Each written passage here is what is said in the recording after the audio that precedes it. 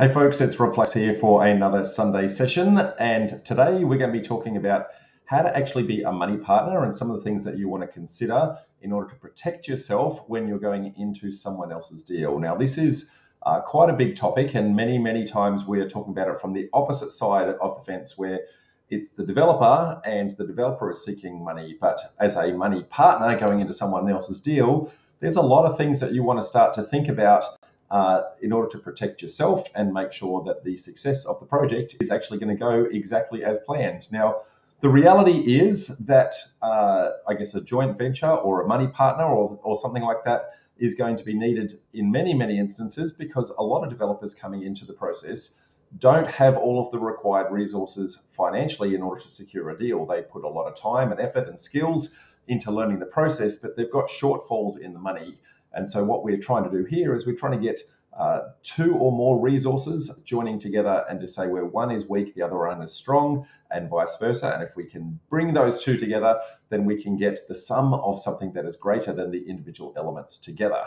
And together, you can both succeed. That's the intention, okay? But having said that, there's always issues and challenges to be considered along the way. Now, some pros, well, obviously, you can achieve things that you wouldn't otherwise have been able to achieve, given the fact that it's, I guess, by yourself, you don't have the resources. However, that said, there's also a whole bunch of cons. And the cons of this are that the entity structures themselves can be overly complex. They can have some challenges with regards to personality conflicts. There's a whole bunch of legal structures that you need to put together, security, and a whole bunch more. Okay, so we want to make sure that we are very in what it is that we're actually doing and why we're doing it in all instances. Now, okay, so having said that, because there's multiple personalities involved, I guess I want to give you a little anecdote, and that is that 50% of all marriages fail, and that's when two people love each other. So when you get people who don't love each other and they get together and it's just money involved, personality conflicts can be quite challenging, and so we need to make sure that we do everything humanly possible to minimize the implications of that. And so we want to, I guess, set ourselves up for success right at the very start. Okay, so why would people want to be a money partner? That's probably one of the first things that you want to start to consider. So firstly, it's because either you don't have the time in order to run a deal, or you either don't have the skills to run a deal, or you just don't want the hassle of running the deal. I guess one of those three is usually the way.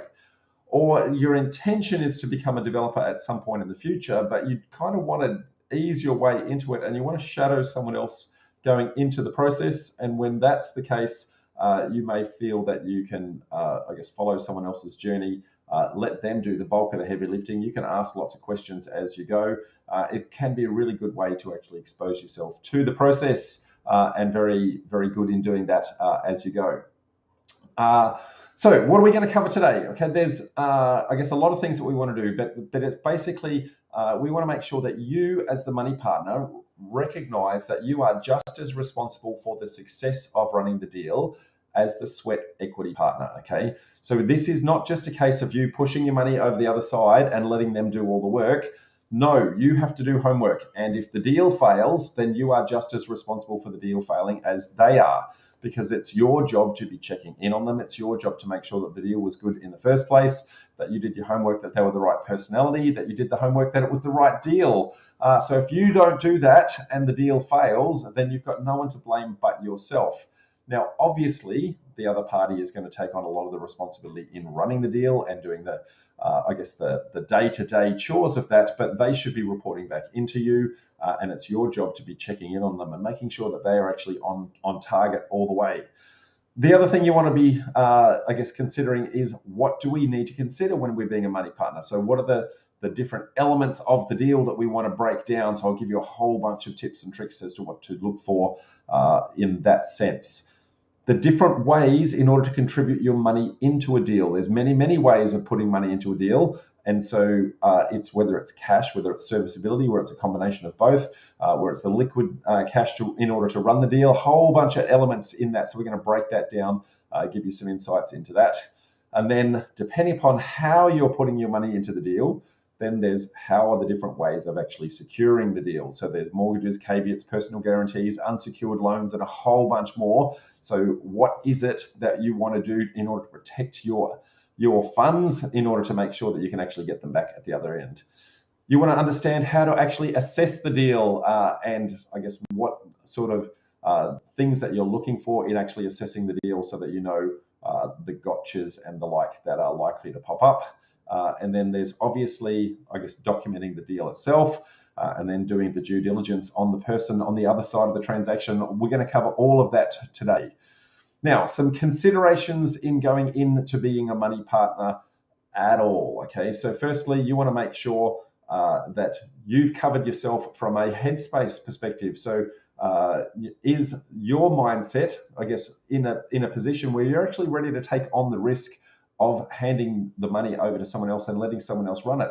That can be quite a scary thing, and quite often we will self-sabotage where we will want to have control of the money once we've handed it over, and because of our limiting beliefs, we may, I guess, put undue stress and undue pressure on the other side and cause them to make decisions in order to appease us, which may not necessarily be in the best interest of the deal. So we want to be really clear that we've got our mindset right in being a money partner and that we're going in for all of the right reasons. Equally, you want to make sure that the person on the other side of the transaction has also got the right mindset, that they are not doing anything that's going to be self-sabotaging in order to run the deal as well. You want to make sure that you are compatible from a personality profile perspective. So there are a number of different personality profiling tools out there. There's the DISC model, there's the Myers-Briggs model, and there's a whole bunch more. My guidance would be go and do a personality profile on both of the parties. Understand the strengths and weaknesses of each party. Understand how they're going to deal with issues and challenges along the way, how they're going to be, whether they're going to be reliable from a steady execution process, whether they're good at making strategic decisions. Personality profiles are going to help you to identify that. Are they outgoing? Are they introverts? Are they going to be potentially afraid of raising issues with some of their consultants? It's really important that you understand that. It's also important that you understand yourself and you have a conversation with your the other party in the I guess the transaction to make sure that you each understand how you're going to best engage, given that you've got different ways of actually dealing with issues and challenges. If one person's an extrovert and the other person's an introvert, then it's very easy for the extrovert to, I guess, be dominant, take over, and push their agenda, not deliberately, but that's just their inherent nature. And the introverted person will naturally just take that on and absorb that and do that reluctantly, and it can cause all sorts of conflict. So it's very important that you navigate that right at the start and go, right, well, this is my personality profile, and because I'm an introvert, you can give me some stuff, but I need time to go away and actually process that. I need to be able to time to reflect that and come back with some form of retort within a specified period of time in order to take that on. So really important that those things are done, because if you don't do that, then there is potential for conflict. And as I said, 50% of marriages fail for those same exact reasons. So imagine what happens when money is involved.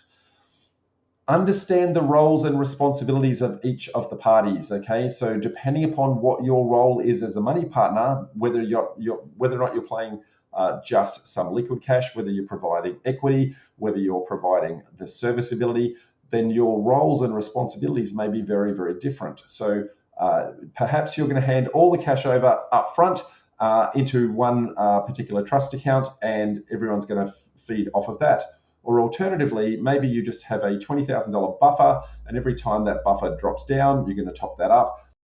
There's all sorts of things like that where you want to be in each instance who is going to do what at what stage, and how that's actually all going to be documented. Okay, you want to make sure that all of that is written down, all written agreements. So everything that you decide that you're actually going to do must be documented. There's no way that this should be just a handshake. There's no way that this should just be written on the back of a napkin or just 2 or 3 pages. The joint venture documents and the loan documents that I put together for, I guess, my partners, money partners, are in the vicinity of 30 to 40 pages long in order to cover all of the issues and challenges that we need to do. And I'm going to suggest that you need to do something equally the same. You want to understand what minimum acceptable levels of conduct are. So how does each person deal with each other when there is an issue, when there is a conflict? How do you sit down and actually discuss that? Okay. You're going to need to understand what is the structure of the entity for the project. Now, that structure is going to have a whole bunch of things that need to be considered. So firstly, what is the structure? Who is on title? Whether or not that's going to be a percentage of profit split, or is it going to be a fixed interest return? What are the exit strategies that are going to be going into that? Part of the consideration of that is the deal itself, but also the individual parties may have their own individual considerations. So you need to understand your best tax structure for you, the individual. They need to understand their best tax structure, and those two entities of or want of a better description then come together and form a different entity, which is the development entity. Now, that development entity needs to have the ownership of the two entities below. So you're going to get your tax and legal opinion. They're going to get their tax and legal opinion, and then together you're going to come together and form, I guess, the third structure in most instances to actually put that together. Understanding what all of the profit splits and exit strategies and all those sorts of things are going to be.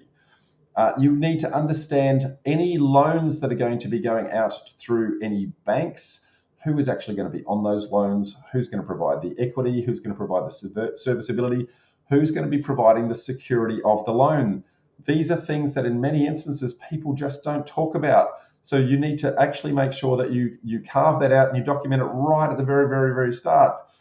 Who is going to be making the management decisions? Now, in most instances, that is going to be the person running the deal. They're going to make most of those decisions. So that is pretty obvious, you would think, but it's not always the case. So if you haven't got that written out in stone, then most people won't know to actually put that there. Okay. Sorry, I've lost my place with my notes. So who's going to be on the JV contracts? So let me rephrase that. How long is the JV contract going to be valid for? So, or how long is the loan contract going to be valid for? Depending on how you're actually putting your money into the deal. There will usually be a sunset date for these documents, and that sunset date is because if the deal doesn't finish, then one party needs to be able to get out and in order to get on with their lives. So what happens in those instances? Okay, what happens if one of the parties need to leave during the project for one reason or another? So perhaps there's bad health, perhaps there's lost a job, those sorts of things. What happens if midway through the project circumstances change for either party? How do you actually gracefully exit and allow somebody to come in and replace yourself along the way? So what security does each party have over the other one in order to ensure that each party performs their roles? Okay. Who has the ability to sign any project documents? So that is the applications for council, that is the applications to all the utility providers and engaging all of the consultants, all that sorts of things. Who's going to be responsible for doing that? Is it just going to be the sweat equity partner that runs the deal and you're going to sit back passively? Or do you want to take an active role and review those documents, make sure that they are in alignment and congruence as to how and where you want them to go? And then when you endorse that, it goes over the other side. Now, there's a balance there between letting the letting the sweat equity partner just get on and do the job and be very, very efficient, and you being able to have visibility of what's actually happening. So you want to make sure that you're not being overly onerous on your requirements for that, but you do want to have visibility of that. So sometimes you might come up with a compromise or a balance, for example, where you say, look, if the invoice that you're actually going to engage the consultant for is less than X amount of dollars, and I'm just going to make up a number, let's just say it's $10,000. If it's under $10,000, you just do what you got to do, go make it happen, and then once a fortnight or once a month when we catch up, let me know what you've done, let me know who you've engaged, what you've spent, why you've spent it, and we can do that posthumously. Alternatively, if it's above that threshold, if it's above the $10,000 mark, then let's get together and review the three quotes that you've gone and got and understand why you're choosing one particular party over the other Sometimes you might go with a higher party because they're able to get on with the deal straight away, and that's going to reduce your holding costs in the project. Other times you might want to go for the cheaper party, but they might have a slow delay in actually engaging. So you want to make sure that you've got visibility of all of those decisions and why.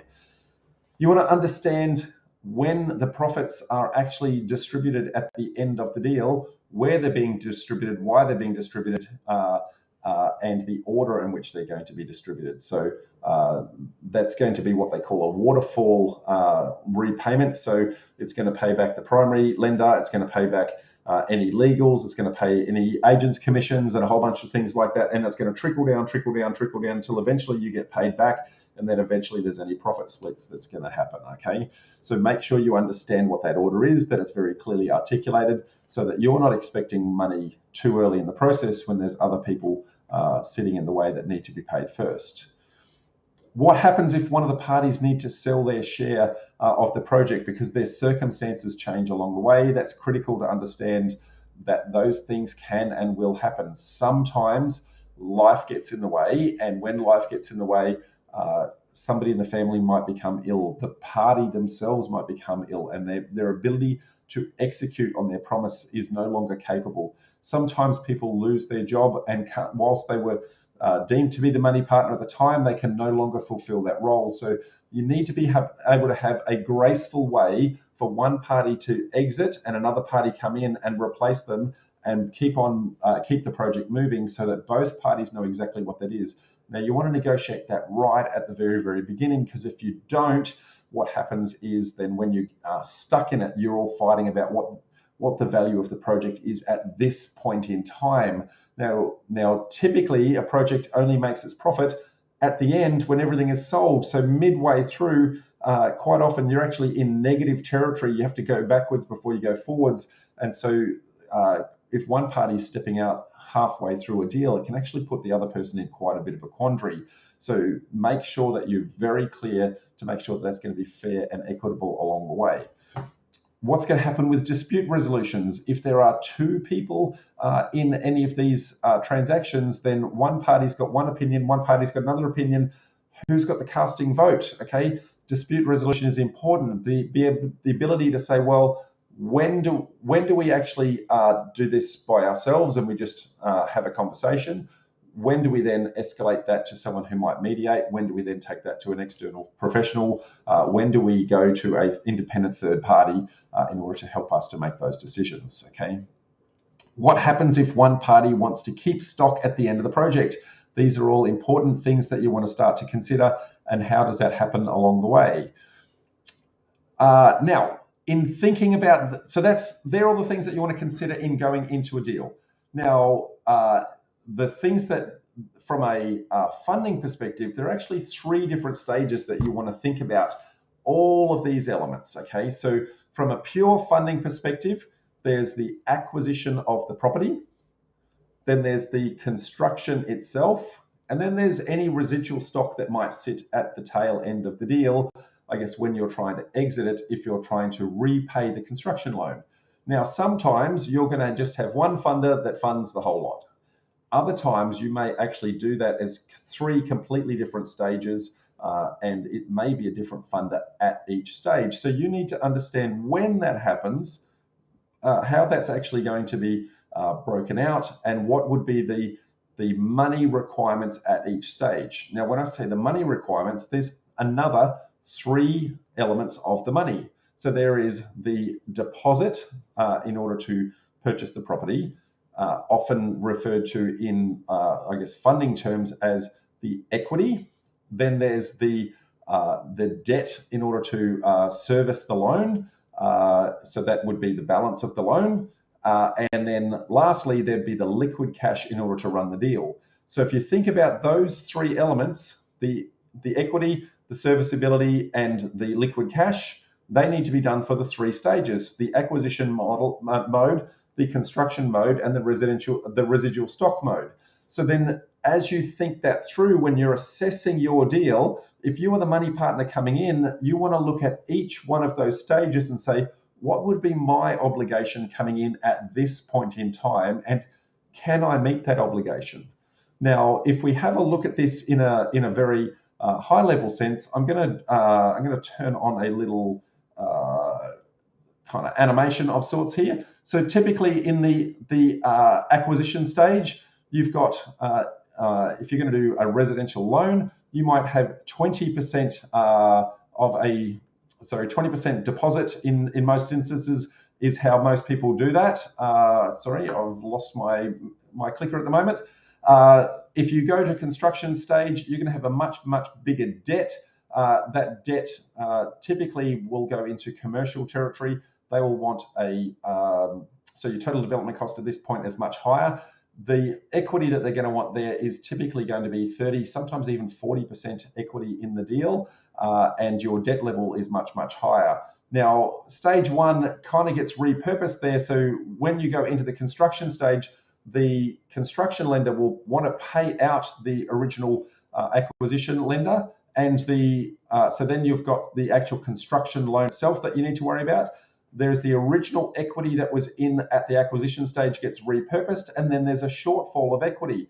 And a lot of instances that as the money partner, we don't look at this shortfall and actually understand our role and our obligation in both stages. So as a money partner, you want to be very clear that you have looked at both stages about not just how much money, but when is that actually going to become due.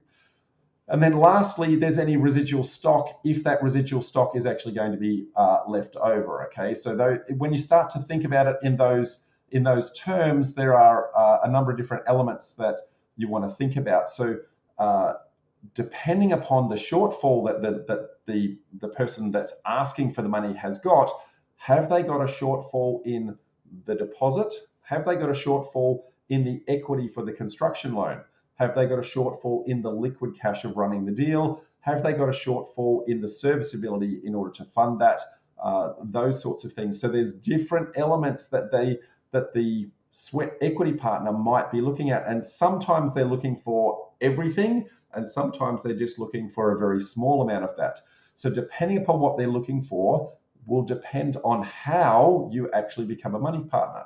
So you could potentially, and I'm going to use some words here that might scare you initially, you might become the preferred equity partner, for example. You might become a serviceability partner. You might do a private loan for the liquid cash. You might do a blended where you're servicing a couple of these different roles, or you might do a full joint venture where you're looking after all the cash for absolutely everything. So different problems for different needs, okay? So you need to actually start to assess the deal and say, well, how much money am I going to need to commit? What does that look like? Is that going to be hard cash? Is that going to be serviceability? Is that going to be security against another asset? Or is that going to be all of the above? And so when you're looking at someone else's deal, you're looking for the elements that are actually required there. And you're going to look at your own personal circumstances and go, am I able to actually achieve that? Because sometimes we don't quite understand those obligations ourselves. We think we understand it, and we go and commit to go into a deal, and then we get into the acquisition stage and go, everything's happy, we can service that, and then the construction loan comes, and then they go, oh, didn't quite recognize that particular problem was going to be there, and we start to get stuck. Okay, now that's dealt with in what is called the capital stack. Now, the capital stack is just a way of actually mapping this out. So I'm going to map this out for you, I guess, nicely here. So capital stack, if we look at a typical residential loan, typically you would have a 20% deposit and a 80% debt or 80% loan. Okay, now this is what most of us are used to in purchasing an everyday residential stock. And so this changes very slightly. So this might be your acquisition mode, for example. When you go to construction mode, now that's going to change into typically commercial lending. Now the commercial lending is going to want a much higher equity rate. Now in that higher equity rate, they're going to, I guess, want more deposit in that. Now obviously it's a much bigger amount of loan. I've just tried to shrink it here just for the ability to fit it on a page, but our total development cost is going to be much higher, and the debt that we're able to service is much lower. There's 70% of the total development cost in most instances. Now, If they are short in equity, then you might become what is called a preferred equity partner. So that is that they go to the bank and they get the senior debt. So the bank has first mortgage, but the developer doesn't have all of the cash required in order to secure that debt.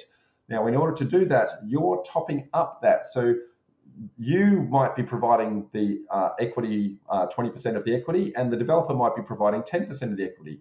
In that case, you would get your money back after the bank, but before the developer. Okay, so that's why it's called preferred equity. So you might be taking that role as a money partner in going through that process. Now, if you were to do that, that might be in a private loan type situation where you can say, well, I actually want to have my security as a mortgage that sits over that because it's a fairly easy thing to actually put in there. So the senior debt would have first mortgage and you would potentially have second. You could do as a joint venture, and that is you're providing all of the equity and you're providing security for the senior debt. So in this instance, you would typically go on title. You typically sign an entire joint venture loan document in order to fund all of that. Now, they're the two common scenarios that most people would actually deal with. Then there are some uncommon scenarios that potentially would occur as well.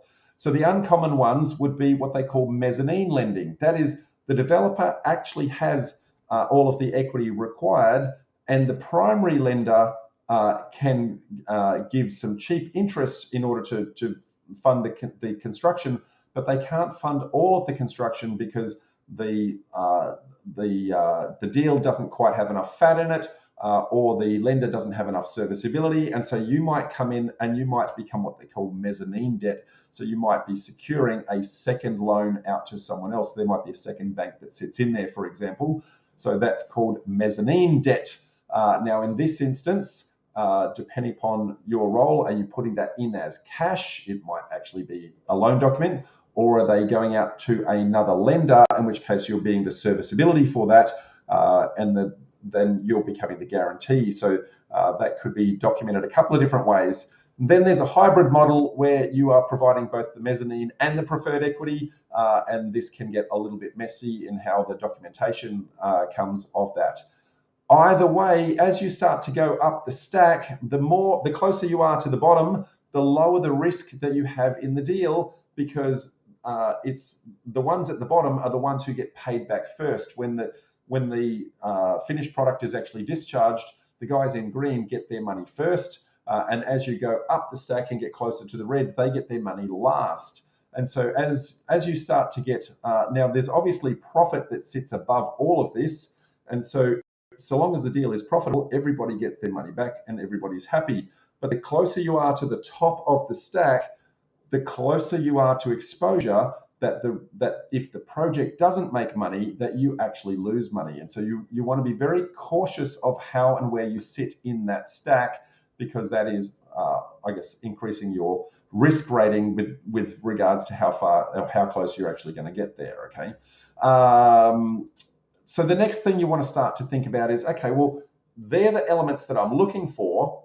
How and where do I actually find that? So typically, somebody who's coming to you, the sweat equity partner that is coming to you, they would give you what is called an IM, or an information memorandum. And that is a document that talks about all of the typical issues and challenges on the site. What is the project? So they're going to give you an executive summary about, look, this is the background of what the project is. This is the site. This is the zoning, the land size. This is what we think the potential actually is. This is why we think that the area is actually suitable for this. This is the demographics. We want to make sure that we've got clientele that are willing to actually take that on. They're going to give you an overview of, I guess, all the prep work that they've done. So are they at the due diligence stage? If they got the development approval already in line, they're going to tell you things like who is in the project team, a bit of a suburb overview to understand, what's in the area, why is this going to be high in demand, some comparable sales, potentially evaluation to say why what they have offered and what they think the finished product is actually going to sell for is actually worthwhile. Okay, you're also going to potentially have things like marketing plans and exit strategies, so that the developer is actually going to map all of this out so you can actually see end to end the deal in all of its entirety, including, and this is where most people fail from a money partner perspective, is asking for, tell me about the known issues and the known challenges that you've actually seen on the deal. Now, most developers are really scared about identifying those issues and challenges. Your role as money partner is to get them to expose those. You want to make sure that A, they have identified that there is problems on the site that need to be solved. And the reality is that every property developer has to solve problems. That's how they make money. So don't be afraid of asking for the problems. What is more importantly is, have they actually funded those in the feasibility, right? Can you actually see, hey, I can see that there's an issue here with stormwater access. I can see they've negotiated with the rear neighbour in order to get access. There's a funding that's been allocated to remediate the neighbour's yard. There's been funding allocated in order to, grease the palms of the next door neighbour in order to, get that across the line. So it's in the feasibility. I can see the problem and I can see there's been a solution mapped out for it. That's the most important part. So any developer who doesn't expose those problems and they're just trying to hide that from you, you want to be really, really cautious. You actually want to see the problem and you want to make sure that they've actually accounted for the problem, and commercially it still actually makes sense. In most instances, as a money partner, we go straight to the feasibility and go, I can see that that looks like a cracking deal. The reality is, though, that a feasibility is only really, the addition of all of the issues and challenges to be solved on the site, and then the subtraction of, well, what are we going to sell the finished product for? And if you don't identify those problems and if you don't cost them out, then the feasibility is always going to look good. But the problem, if it's not on paper, will eventually eventuate in the deal. So you want to make sure that you have really, really understood what those issues and challenges are. So as a money partner, your job is to actually interrogate the developer and say, what are the issues? What are the challenges? What are the things that we need to identify here? And if they haven't provided those things to you, then your job is to actually identify those for yourself. And that may be by getting someone else as a paid consultancy to go in and do their own independent review of the project if you don't have the skills in order to do that. Really critical that that stage is actually done. So if you don't know how to assess a deal, pay someone else in order to do that, because honestly, that is probably the biggest issue that I see in many instances where a new developer or a naive developer or someone who's just scared to reveal those challenges just don't put it on paper, and they hope that they can actually overcome them as they run the project, and invariably it catches them out at the end. The last things that you'd see in an IM would be all your marketing plans, so any artist's impressions or floor plans or things like that. If the deal is far enough progressed in order to get there, there would be the project feasibility, and then a summary of what funding is actually required. So I need this amount of cash at this point in time, and this is the rate of return that I'm giving. Is that a fixed interest rate? Is that going to be a percentage profit split? At what point in time is those funds actually needed, and what point of time are those funds actually going to be returned? Make sure you understand all of those. If you don't see that in the IM, your job as money partner is to actually go and interrogate the developer and make sure that they actually are revealed. Next up, you want to look at who is in the project team. So you're going to have, a number of different consultants in there. You want to understand both the skill set of the developer and also the skill set of the team that is actually supporting that developer. In many instances, you might be funding the developer's very first project. That's okay. Everybody needs to do deal number one, but recognize and understand that, and you want to make sure that they've actually got a team that sits around them that can actually help them to compensate. Do they have a mentor that's sitting over their shoulder, making sure they're doing everything right? Do they have a fantastic town planner? Do they have a great architect? Do they have a great civil engineer? Know who that team is. Make sure you do the homework, not just on the developer, but also on the team. You want to make sure that you've got a cracking, set of documents together. And I've covered a lot of the things that you want to put into those documents here already. But some of the things that you want to make sure about is, make sure you capture really clearly and succinctly what is the project, what exactly are we actually trying to do, what are the obligations of the parties, what management decision is who's going to be responsible for those management decisions? Are there any fees or that are required along the way? So maybe you're paying a development management fee or a project management fee along the way in order to keep that developer, able to put food on the table while he runs it. What's going to be, the project return? Is it going to be a profit split? Is it going to be a percentage interest return? Now, if it's just a private loan, because you're a development equity partner, you might just get a flat rate of return. If you instead are actually sharing risk in the deal, and you're putting, either a blended or a serviceability element to it, that sort of thing, you might go for a profit split of that.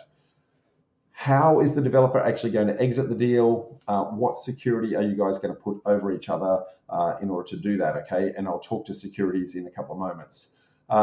You want to also understand the development entity that's actually going to go together. You want to understand, what's going to happen with the sale of the finished product and who's going to get that. You want to understand, the dispute resolution process. Who's got the power of attorney to actually run the deal? All of those elements that I touched on before are super critical in actually getting all of this together. Now, some of the things from a security perspective, okay? So we talked about security. Depending upon where you sit in that capital stack will depend on the level of security that you, A, can physically get access to because other people might be sitting in front of you in the stack, and B, what you're actually commercially exposed to, and given the level of risk that you're commercially exposed, that may inherently raise the interest level that you've actually got. Now, from a security perspective, there really comes down to only a couple of ways that security can actually be done. You are either on a mortgage. Now, if you are on a mortgage, then you have the ability to register that mortgage on title. And if the loan is not paid back, and there would be some terms and conditions that sit around that loan or around the documentation of that, if those obligations are not met, then you have the ability to call in a default and the ability to take over the property and sell the property in order to reclaim the money that is actually owed to you. Now, that's what the banks do. They would typically have, in almost all of these instances, they would have first mortgage, meaning that they are on title first, and no matter what happens, they get paid back before anybody else does. So if you want to be on title from a mortgage perspective, then typically you're going to be second mortgage. Now, second mortgage means that the bank needs to get paid back before you do, and depending upon who is actually going to be calling in the loan, is it the bank calling in the loan or you calling in the loan, depends on who is actually in charge of setting that sales price and making sure that that's actually that everybody is actually looked after. Now, whoever has had the default is typically the one that will trigger it, but they still need to pay the first mortgagee back first. Now, the thing with a mortgage is it does give you the ability that if things do go wrong, that you, sorry, I've got the sun shining into my eyes for those of you, so I'm going to lean back. It does give you the ability to call in the loan, which means that if it does default, then you've got, the ability to know that you've got at least an exit strategy. The next element would be what is called a caveat. Now, a caveat, again, gets registered on title, but a caveat does not give you the ability to call in the loan. Rather, what it does is it sits on the title itself as an alert or a warning, so that when anybody interacts with the title, so whether that be somebody to reassess a new loan, whether it be somebody trying to purchase the property in order to take over the mortgage, anything like that, it stands out as a giant red flag to say, hey, there's a problem over here. You need to go talk to, the person who has lodged that caveat and resolve the issue before anything can actually occur on the title. Now, there's a couple of different kinds of caveats. There's a regular everyday caveat where you can lodge that, and it would typically expire after about 3 months period. Or there is one called a consenting caveat, where both parties on the loan or the party that actually is on title actually consents to the caveat being lodged, and it will stick on there.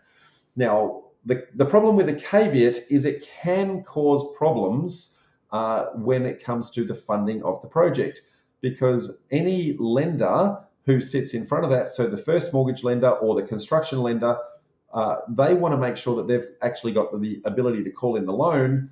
The caveat will potentially stop them from calling in the loan. So they are not typically going to be very, very happy that that sits there. So you need to make sure that the parties involved are aware of the fact that that caveat is actually going to sit there, and that there are only specific times when the caveat can actually be lodged.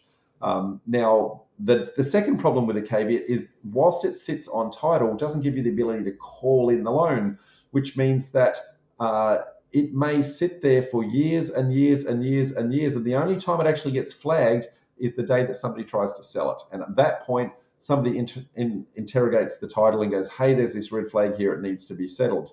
So you don't get to call it in, and you have to wait until a sale actually occurs before you can stick your hand up and go, hey, remember me? My money is still owed to me. So clearly, mortgage is going to be much, much more secure than a caveat. Now, that being the case, the interest rate on a mortgage is going to be much, much lower, and the risk associated on a caveat is a little bit higher. So the interest rate on that is going to be higher. So first mortgage would be the lowest interest. Second mortgage would be the second highest, the second lowest. Caveat would be a little bit above that. After a caveat, then comes personal guarantee. So a personal guarantee is to say, well, the other party, in this instance, the equity partner or the sweat equity partner in the project, they are going to give you a personal guarantee that they have enough assets somewhere over here that they can sell some of those down and pay you back. Now, a personal guarantee, you need to be very, very careful with, because you are reliant on the fact that that person is of good integrity and good stature and actually has some assets to their name. So if you're going to take a personal guarantee, then you want to make sure that you do all the homework to make sure that they actually have the assets in the first place. Now, a personal guarantee means they get to control which asset they sell in what order in order to pay you back, but you're basically looking at themselves as a whole, and you say, well, I can see, look, you've got 4 or 5 properties, you've got 100K sitting over there, you've got 300K sitting over there, you've 500K sitting over there. I know that in total you can actually get enough access to enough things to actually pay me back. But the order that's done, they're in control of that. I can't force the order of that without going through I guess some legal proceedings in order to make that actually happen. So personal guarantee is a little bit higher risk again, so that takes on, I guess a slightly higher interest rate. And then lastly is an unsecured loan. That is, that whilst they might want to give you a personal guarantee, they don't have any assets in order to guarantee that. And so unsecured loans means that you are a little bit more commercially exposed, because if it goes wrong, there's no ability for you to claw that back from anybody else. So you want to make sure in that instance that the interest rate is ratcheted a little bit higher again. So as you go through that stack, the lower you are, the lower the interest rate, the higher you are, the higher the interest rate. And that can be, you can see first mortgages as low as 2.5% and 3% when you go to the bank, and when you go to unsecured loans, you can see those as high as 30-odd%. And so what we're doing is we're blending it somewhere in between, depending upon where it is.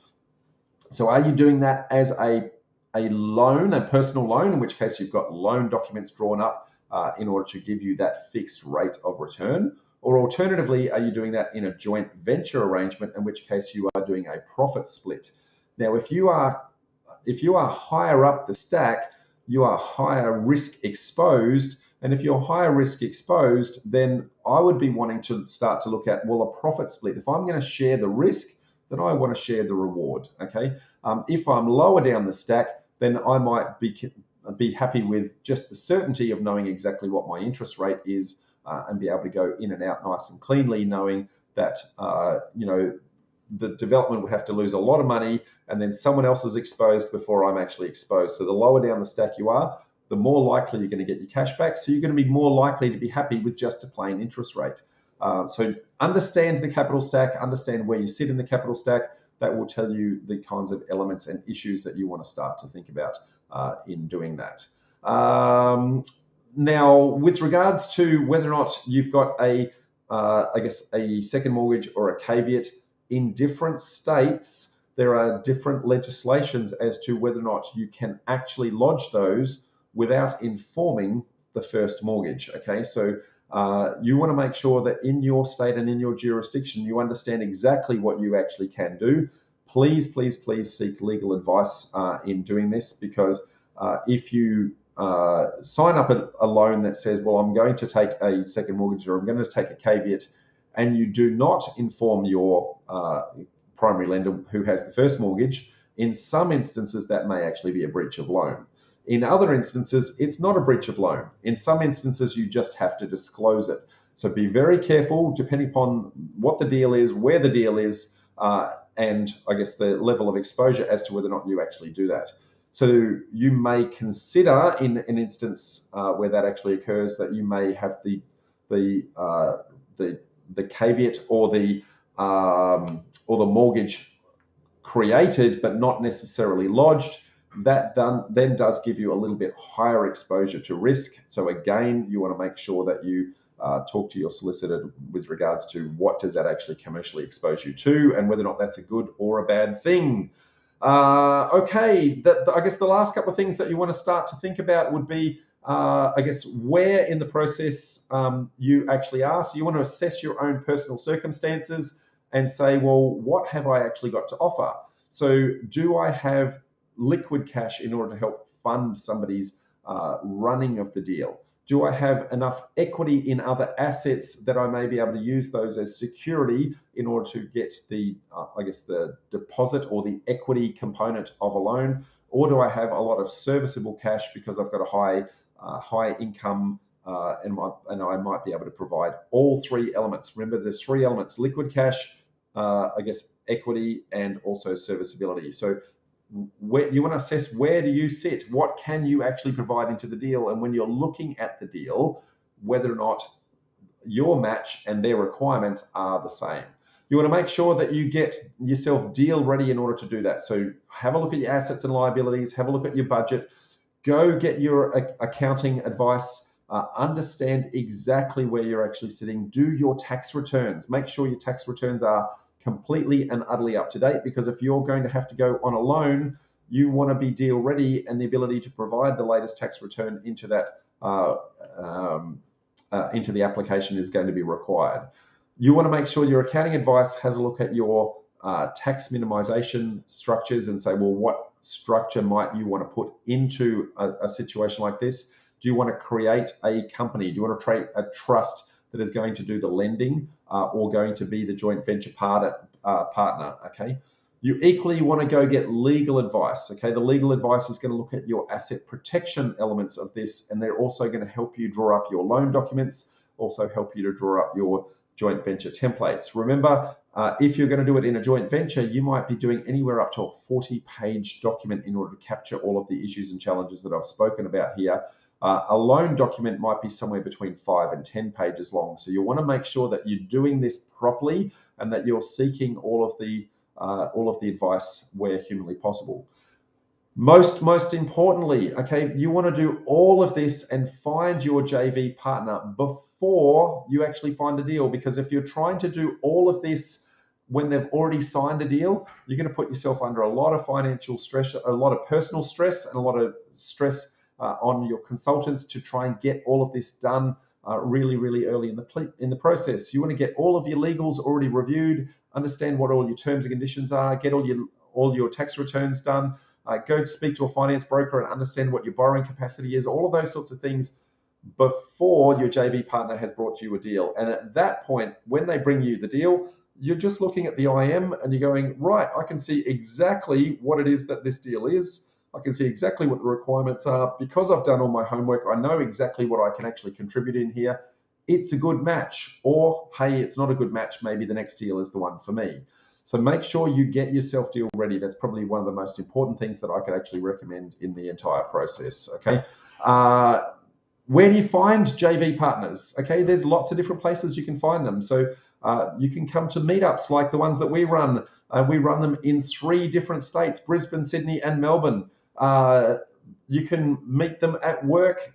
You can find them with friends and family, consultants, your accountants, solicitors, all sorts of people like that. We run 2 Facebook communities. There's a property developer network community, and there's also development site Deal Hub, both of which will be great places to potentially find JV partners that may want to do deals with you. Development site Deal Hub is specifically for off-market deal transactions and to try and get people together for money. So make sure that you are looking at those places very regularly. Okay, you may also potentially want to do JV partners with the property owner themselves if they have development potential and they're just looking for some shortfall in order to run it. Okay, so lots of different opportunities there. You want to make it really, really simple. You want to make sure that this is, I guess, all about problem solving and how do what you've got from a resource perspective, how does that problem solve for the developer that's coming to you wanting the money? So if you know what you can offer and you know how you can offer it, then you can easily apply that to a developer who is seeking money and go, right, well, I know exactly how much liquid cash I've got, so I know exactly the kind of deal that I want to go looking for. If you don't do that, self-reflection and looking at your own assets and liabilities, your own serviceability, etc., then you're going to go and spin the wheels of a lot of people and then disappoint them at the tail end, which may give you a bad name and a bad reputation without deliberately doing it. But you've burnt a lot of energy with that person thinking that you're going to be the right partner, but when the deal actually comes up, you aren't actually a great fit. Most importantly, your reputation is king. So be honest, be upfront, have integrity, make sure that what you say and what you do are in alignment. And if you do all of those things, then you are going to find money partners who actually want to deal with you. Okay. Other than that, I guess make sure that you're hanging around communities like this and having the conversations, looking at real deals that are presented at our monthly meetups to actually be able to assess, right, this is the kind of deal that I want to get into. This is the kind of money that's actually involved. You want to go and have a look at all the back catalogue of real deals that we've presented over the last 9 years and go, right, I'm going to look at all of the different ways that a deal like this can run. I want to understand the issues and challenges that it can actually get exposed. Educate yourself on the process and make sure that you are very clear in the understanding of what actually can be done. There you have it, folks. Covered quite a bit of ground. What I'm going to do now is I'm going to jump over to Facebook land and see if I can find a couple of people with a couple of questions and see where we're sitting from that perspective. Give me 2 secs while I try and grab those questions. Facebook is always a little tricky when it comes to this. No, Facebook's not playing nicely with me. Give me a sec while I find it, folks, because it does get a little tricky. Facebook doesn't let you keep up to date as much as I would like. So whilst I'm fumbling around here trying to find the questions coming through, make sure that you stick any questions you've got in the chat window, and I'll do my best to get to them ASAP. And whoops. Make that quiet. And I can't see any questions. Please hold.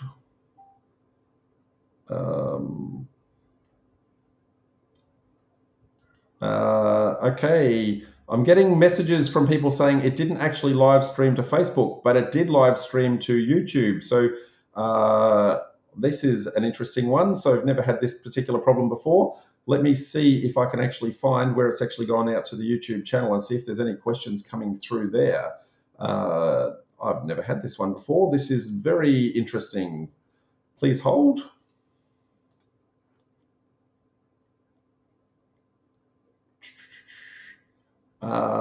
I cannot see any questions at all. And so that appears that Facebook has let me down in this instance, folks. So my humble apologies, but hoping you guys got plenty out of it. I can see that there are a number of people that were on the stream, but for some reason questions aren't coming through. So anyway, I'm going to have to get a better handle on the technology here.